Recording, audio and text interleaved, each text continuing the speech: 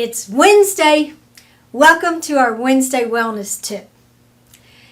Today's psychological and emotional tip was inspired by one of my patients, Fred, who said he recently saw the question, are you optimistic because you're healthy, or are you healthy because you're optimistic?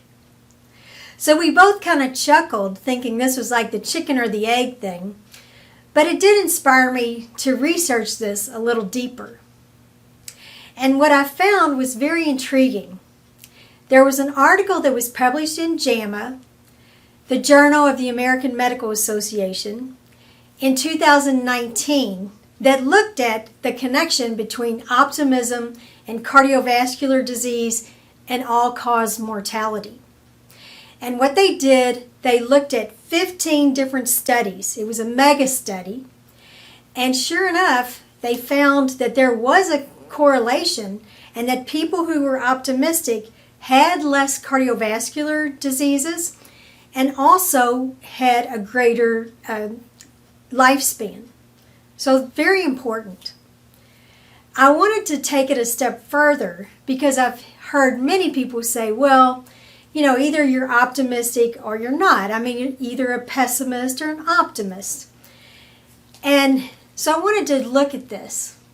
And sure enough, I found an article in the Journal of Behavioral Therapy and Experimental Psychiatry that showed that optimism can be developed. So the authors, Meveson, Peters, and Albert, they took people and they had them do a 2-week experiment.